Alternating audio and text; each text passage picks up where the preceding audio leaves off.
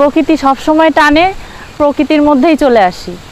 তো সকাল সকাল বেরিয়েছি, আশেপাশের চারিদিকটা ঘুরে বেড়াচ্ছি আর আপনাদের সঙ্গেও শেয়ার করছি। চলুন দেখাই। আজকে চলে এসেছি গৌরাঙ্গ সেতুর নিচে। গৌরাঙ্গ সেতুর নিচে গঙ্গার ধারে এত সুন্দর ভিউ। এখানে আসলে গঙ্গার ঠান্ডা ঠান্ডা হাওয়া আর প্রকৃতির এত মনোরম দৃশ্য, মন ভরবেই।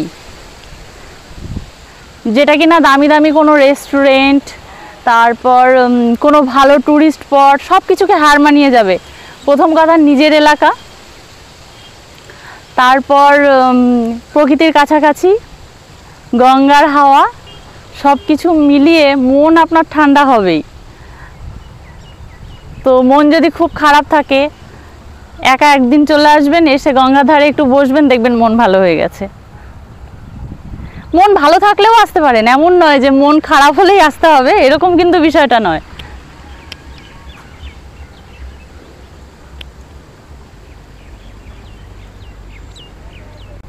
আমরা যখন এসেছি, আমরা আরও একটু সকালে এসেছি। প্রথমে এসে নিজেরা একটু প্রকৃতিটাকে উপভোগ করেছি, তারপর ভাবলাম যে আপনাদের সঙ্গেও শেয়ার করি। আমরা যখন এসেছিলাম এখানে অনেক ছোট ছোট ভাইয়েরা সবাই যোগা করছিল, তারপর অনেকে এসেছিল স্নান করতে, স্নান সেরে বাড়ি যাচ্ছিল। এই সব কিছু দেখতেও ভালো লাগে, তাই না? প্ল্যান করে আসিনি, তা না হলে আমি একটু স্নান সেরেই যেতাম। অনেকদিন গঙ্গায় স্নানও করা হয় না।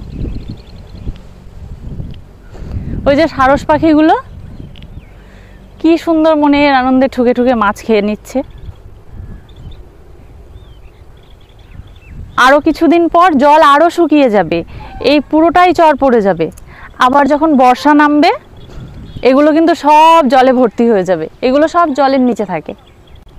এখন এগুলো শুকোতে শুরু করেছে, এর কিছুদিন পরেই তো বর্ষা, বর্ষার সময় আবার এগুলো সব ভরে যাবে। তারপর আবার বর্ষা চলে গেলে জল শুকোতে শুকোতে এগুলো পুরোটাই বালি হয়ে যাবে।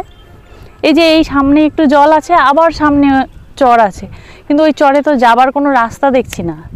ইচ্ছে তো করছে ওইখানটা যাওয়ার জন্য, আর ওইখানটার ভিউটা পুরো আইল্যান্ডের মতো লাগছে।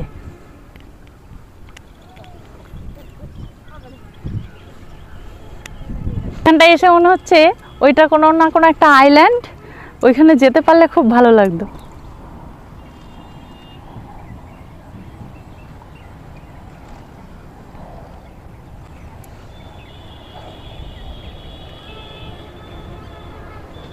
আমার তো মন চাইছে এখানেই বসে থাকি ঘন্টার পর ঘন্টা।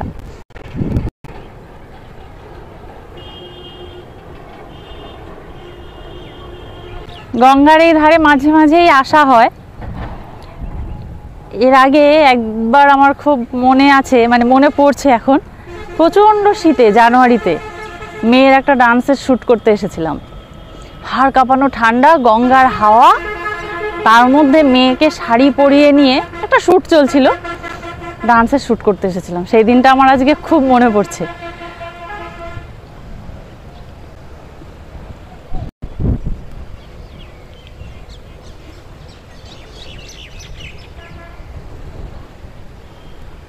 সত্যি কথা বলতে আমি কিছুদিন আগে ফেসবুক পোস্টে লিখেছিলাম না, টিনের একটা বাড়ি বানাবো, নদীর ধারে তাকিয়ে থাকবো, ঠান্ডা ঠান্ডা হাওয়া খাবো আর প্রিয় বান্ধবীর সঙ্গে গল্প করব। এখন আমি আমার সেই প্রিয় বান্ধবীটাকে খুব মিস করছি। সত্যি এখানে বসে বসে কারোর সঙ্গে গল্প করতে পারলে বেশ ভালো লাগতো, তাই না?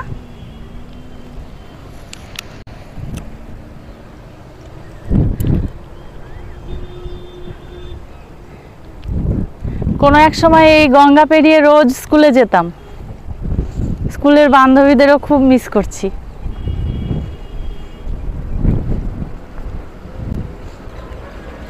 এসেছি যখন, গঙ্গার জলে একটু পা চোবানোর সুযোগটা কি আর ছাড়া যায়?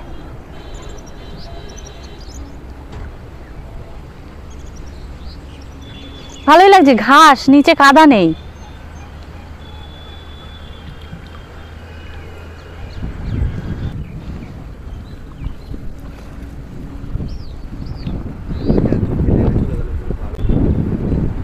ও, বেশি জল নেই তো, তার মানে ওই দাদু হেঁটেই চলে গেল। কিন্তু কিন্তু এক হাঁটু জল হলে তো আমি যেতে পারবো না, ড্রেস ভিজে যাবে তো। ওই যে আইল্যান্ডে যাওয়ার শখ হচ্ছিল, যাব, এই জল পেরিয়েই যাব। এখানে যারা ছিল তারা সবাই বলছে অল্প একটু জলই আছে, সবার কথার উপর ভরসা করে আমি কিন্তু যাচ্ছি। আসুন, খুব মজা লাগবে কিন্তু।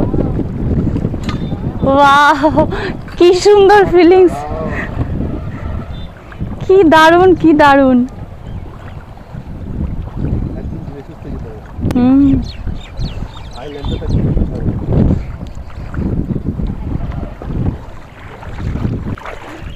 একটু ভয় ভয়ও লাগছে, প্রথমবার তো। আমার বর একটা পাগল, তার সাথে আবার আমি হয়েছি একটা পাগলি। কারণ আমার যারা চেনা পরিচিতরা আছে তারা আমাকে এই ভিডিওটা দেখার পর এই কমেন্টই করবে। আর আমার মেয়েরা বাড়িতে তো রেখে এসেছি, যখন দেখবে এগুলো কি যে করবে আমার সঙ্গে, কেন আমাদেরকে নিয়ে যাওনি।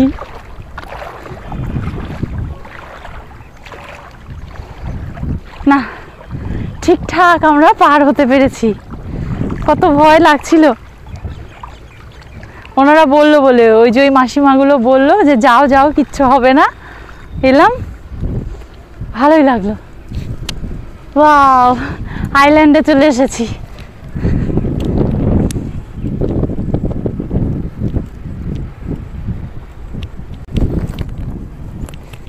আমরা এখন যেখানে দাঁড়িয়ে রয়েছি মধ্যখানে ডাঙা, আর দুপাশে জল। দুপাশে কেন, চতুর্দিকেই জল, শুধু শুধু এই জায়গাটুকুই ডাঙা, আইল্যান্ডই বলা যায়। অনেকে আসে, দেখেছো, এখানে আসে বোধহয়, যে সব খাবার দাবারের প্যাকেট এইসব পড়ে রয়েছে।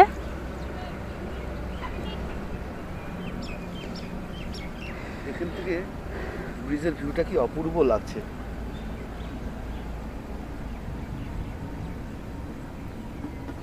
ওই যে নতুন বাড়িগুলো দেখা যাচ্ছে, ওইগুলো কি নতুন পাড়া হয়েছে মনে হচ্ছে, নতুন নতুন বাড়ি, তাই না? এগুলো তো নদীর চর ছিল কোন এক সময়।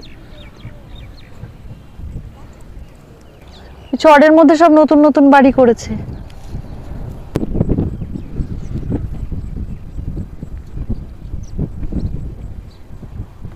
এরপরে পরেরটাতে যাবে নাকি আবার? না না না, অত রিস্ক নেওয়া যাবে না। এটা তো ওনারা বললেন বলে তাই সাহস করে এলাম। এখানে তো আমরা জানি না না কতটা জল, ওখানে যাওয়াটা ঠিক হবে না। আর এখানে মনে হয় একটু বেশিই হবে জলটা। হ্যাঁ,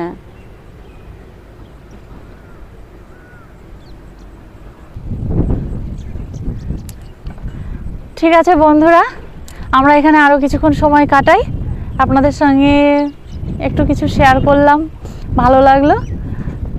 আজকে টাটা।